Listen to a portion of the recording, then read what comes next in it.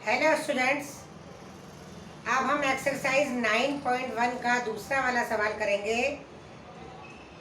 A tree breaks due to storm and broken part bend so that, ये वाला सवाल है। इसका मतलब क्या है कि एक जो ट्री था, एक झाड़ है, वो तूफान से गिर गया, ठीक है। और ये झाड़ जो था पूरा था, ये ए बी और ये सी को भी यदि अपन ऊपर कर ले तो ये पूरा लंबा था, लेकिन वो बीच में से टूट गया। बी की जगह से टूट कर वो ग्राउंड पर सी पॉइंट पर गिर गया। ये झाड़ दिख रहा है आपको, तो इसका ये जो ब्रोकन पार्ट है वो ग्राउंड पर सी पॉइंट को छू रहा है। यहाँ पर इसने कितने का कोण बना लिया 30 डिग्री का। अब यहाँ पर यदि ये 30 डिग्री का एंगल बनाया है और जो झाड़ का जो फुट है वो इस ग्राउंड से 8 मीटर की दूरी पर है, तो हमको इस पूरे ट्री की हाइट नापना है, ठीक है। पूरे ट्री की हाइट निकालना है अपने को। ये 8 मीटर है। सपोज ये ट्रायंगल एबीसी बना, इसमें ये 8 मीटर है और इसको अपन ने AB को H मान लिया। पूरे जो ट्री की हाइट है वो कितनी हो जाएगी, AB प्लस BC। अब इसमें सबसे पहले अपन AB निकाल लें। AB निकालने के लिए ये बेस है और ये क्या हो गया, परपेंडिकुलर, तो tan 30 का फॉर्मूला लग जाएगा। तो tan 30 बराबर कितना आ गया, H/8, तो H बराबर आ गया 8/√3। अब इसमें अब हमको BC निकालना है। अब BC हाइपोटेन्यूज है। हाइपोटेन्यूज किस में आता है, या तो साइन में या कॉस में। तो हमने चलो sin 30 का ले लिया, हम कॉस भी ले सकते थे क्योंकि कॉस में भी हमको बेस 8 मालूम है, लेकिन हमने भी H निकाल लिया, ये 8/√3, तो अपन इससे कर लें। तो sin 30 बराबर H/BC आ गया है। H ये परपेंडिकुलर अपॉन हाइपोटेन्यूज, तो ये आ गया H/BC। H की वैल्यू रख दी अपन ने 8/√3 अपॉन BC, तो ये आ जाएगा।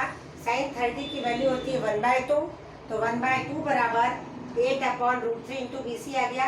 ये √3 कहाँ गया, नीचे, तो BC बराबर कितना आ गया, 8 दूनी 16, 16/√3, ये आ गया BC। अब हमको पूरी टोटल हाइट चाहिए। टोटल हाइट कितनी हो जाएगी, AB प्लस BC। ये झाड़ का ये भाग है AB और ये टूट कर नीचे गिरा, तो ये BC को भी अपने को अब जोड़ना पड़ेगा। तो AB plus BC, AB plus AB तो H हो गया। ये AB कितना है जो कि अपन ने H निकाला है, ये H प्लस 16/√3, H की वैल्यू रख दी 8/√3 प्लस 16/√3, तो ये आ गया 24/√3। लेकिन √3 नीचे है, तो √3 से मल्टीप्लाई डिवाइड कर देंगे ऊपर नीचे, तो ये 3 बन गया है और ये 3 से 24 कट के 8 आ गया और आंसर आ गया 8√3, ठीक है। अब अपन इसके बाद थर्ड वाला सवाल करेंगे।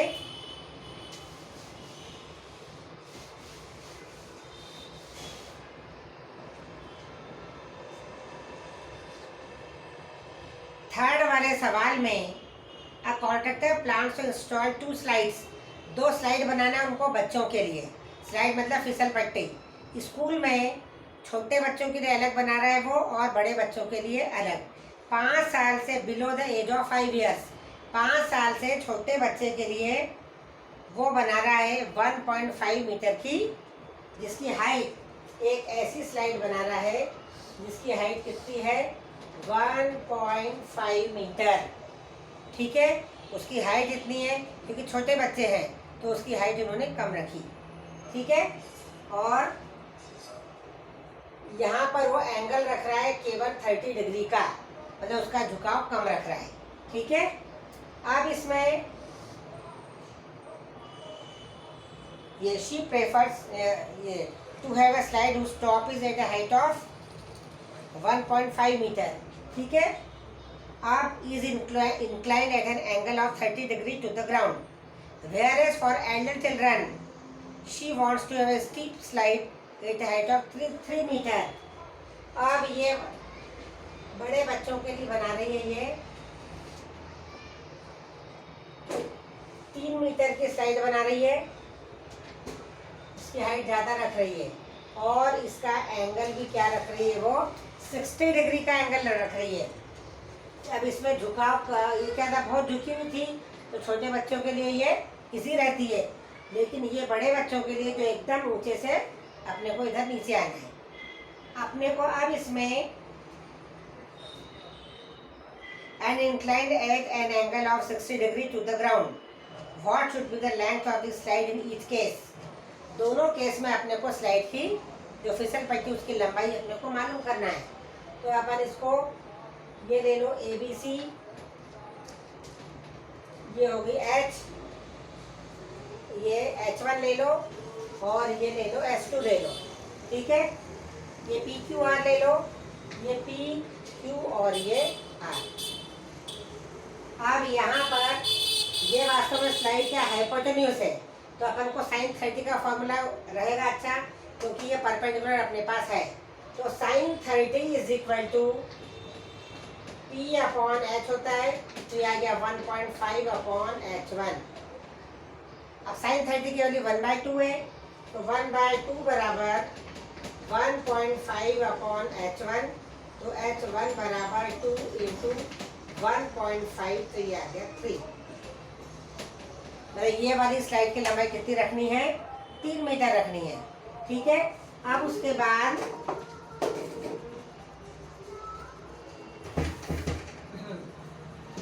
बाद अपन सेकंड ट्रायंगल पर आते हैं।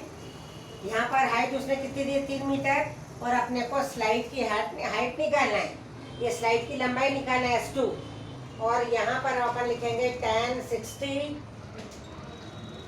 ये लिखा अपन ने tan 60, और ये आ गया 3 अपॉन H2, और tan 60 कितना है? √3 है। tan 60 की वैल्यू होती है √3 बराबर 3 अपॉन S2, तो H2 बराबर कितना आ गया? 3 अपॉन √3। ये 3 अपॉन √3 आ गई है, √3 की अपन वैल्यू रख दें, तो ये √3 अपॉन √3, तो ये आ गया 3 अपॉन 3,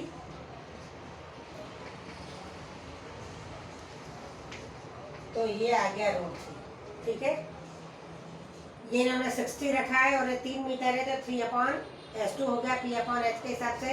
tan 60 √3 आ गया है, तो 3 अपॉन S2 आया, तो 3 अपॉन √3, और √3 से मल्टीप्लाई डिवाइड करेंगे, तो ये कितना आ गया? ये 3 अपॉन 3 मतलब 1 आ गया, तो 1 इंटू √3 मतलब √3, मतलब 1.7 मीटर ये रखना है, और इसकी स्लाइड की लंबाई कितनी रखना है? 3 मीटर, ठीक है। अब अपन आगे देखें 4th वाला सवाल, the angle of elevation of the top of A tower from A point. ये तो बहुत ही इजी सवाल है। एंगल ऑफ एलिवेशन इन्होंने कितना दिया है? 30 मीटर। ये टावर है, ये एंगल ऑफ एलिवेशन कितना है? 30 डिग्री का है, which is 30 meter away from the foot of the tower, और ये 30 मीटर अवे भी है। Find the height of the tower. क्या करना है अपने को? तो tan 30 का फॉर्मूला लगाना है, तो tan 30 बराबर H अपॉन 30, तो ये आ गया 1 अपॉन √3। tan 30 की वैल्यू कितनी है? 1 अपॉन √3, तो ये आ गया H अपॉन 30, तो ये इट इम्प्लाइज दैट H बराबर कितना आ गया? 30 अपॉन √3।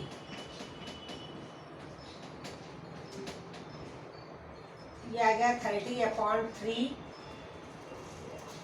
√3, तो ये आ गया tan √3।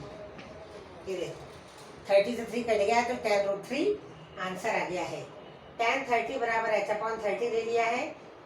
tan 30 1 अपॉन √3 बराबर H अपॉन 30, तो H की वैल्यू कितनी आ गई? 30 अपॉन √3, और √3 चूँकि नीचे नहीं चाहिए होता है, तो रेशनलाइज करेंगे, तो √3 से ऊपर नीचे मल्टीप्लाई कर दिया अपन ने, तो ये 3 बन गया है नीचे, जो कि कट के tan √3 आंसर आ गया है, ठीक है। अब अपन आगे देखेंगे।